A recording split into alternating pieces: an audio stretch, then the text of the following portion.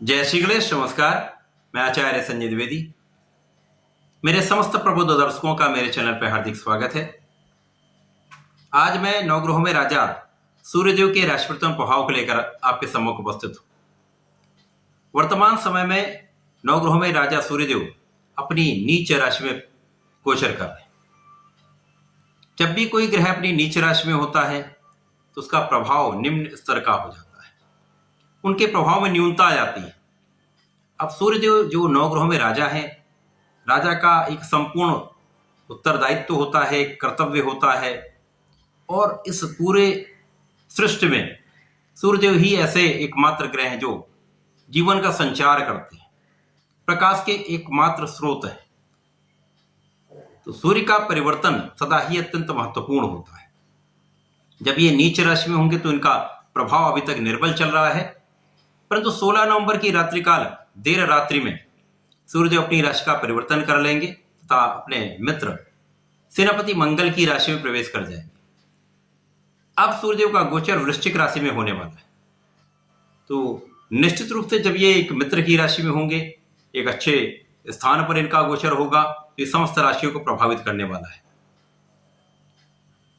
सूर्यदेव का प्रभाव एक विशिष्ट प्रभाव है।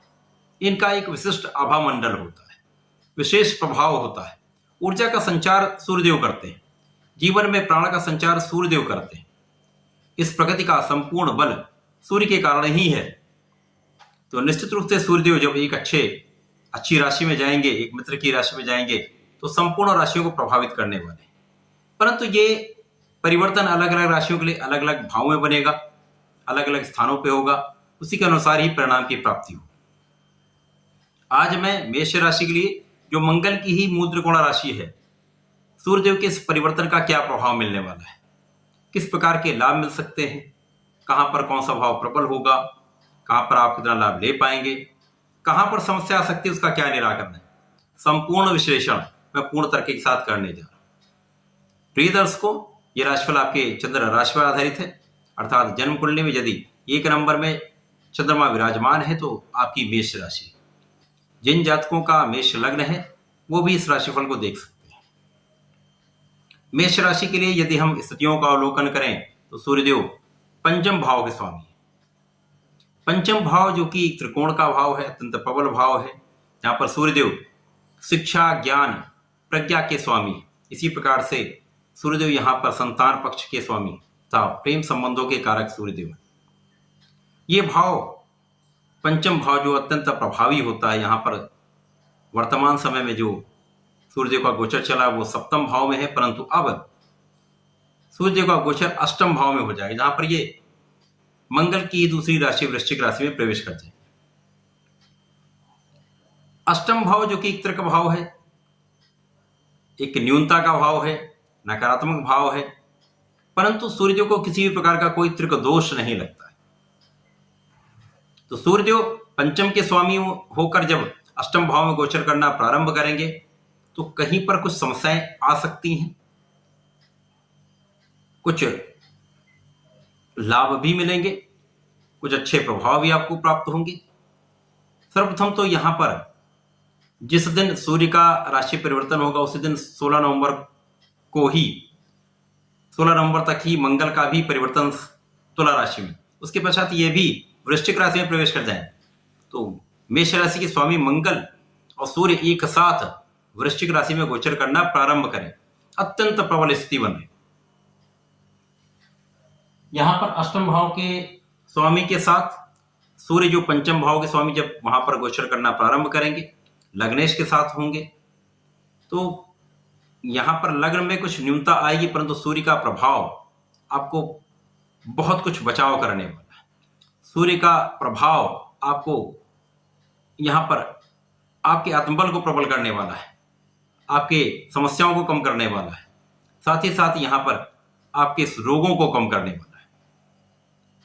सूर्य का प्रभाव कहीं ना कहीं यहां पर आपकी आंखों में कुछ समस्या दे सकता है, यहां पर आंखों के कुछ रोग हो सकते हैं, यहां पर आपको सावधान रहना चाहिए। वाणी कठोर हो सकती है, यहां पर आपको सावधान रहना चाहिए, परंतु यहां पर निश्चित रूप से आपके स्वास्थ्य की समस्याएं दूर होंगी, रोगों से आप बचेंगे। लेकिन जो इसकी नकारात्मकता है वो भी प्राप्त होगी। तो यहाँ पर आंखों की समस्याओं से बचना। सूर्य का प्रभाव पारिवारिक जीवनों में आपकी वाणी के कारण कुछ समस्याएं उत्पन्न कर सकता है। ये नकारात्मक भाव उत्पन्न हो रहा है, तो यहाँ पर आपको अपनी वाणी पर नियंत्रण रखना होगा। यद्यपि यहाँ पर पिता का पूर्ण सहयोग आपको प्राप्त होगा, पिता से पूर्ण आपको लाभ की प्राप्ति होगी। यहाँ पर पिता का आशीर्वाद भी मिलेगा, पारिवारिक संपत्ति से आपको लाभ भी मिलेगा, परिवार के सदस्यों का पूर्ण सहयोग आपको प्राप्त होने वाला है। शिक्षा ज्ञान का भाव कुछ यहाँ पर समस्याग्रस्त हो सकता है। बहुत कोई समस्या नहीं आने वाली है, केवल और केवल आपका आत्मबल निर्बल हो सकता है।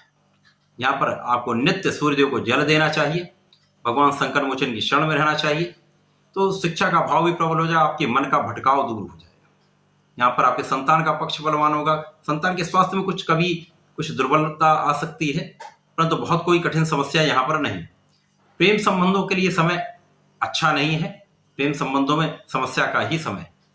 परंतु इस समय में यदि आप उच्च शिक्षा लेना चाहते हैं, मेडिकल के क्षेत्र में आप जाना चाहते हैं, या आप मेडिकल की पढ़ाई कर रहे हैं, स्वास्थ्य विभाग में हैं, तो ये समय आपके लिए लाभकारी है, आपको विशेष लाभ देने वाला है, आपके ज्ञान में वृद्धि करने वाला है।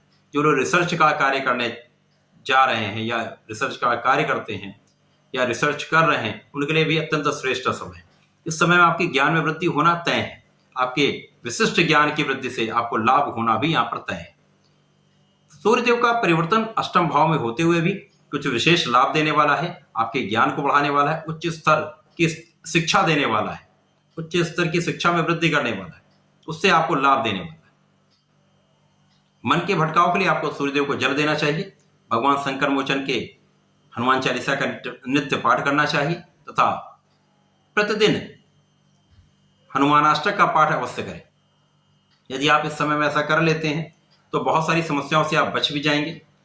यदि समस्याएं आएंगी तो उनकी न्यूनता इतनी होगी कि आप कहीं आपके लिए कोई बड़ी समस्या उत्पन्न नहीं कर पाएंगे, तो लाभ आपके बढ़ जाएंगे। इस समय का लाभ लीजिए। धन्यवाद, नमस्कार।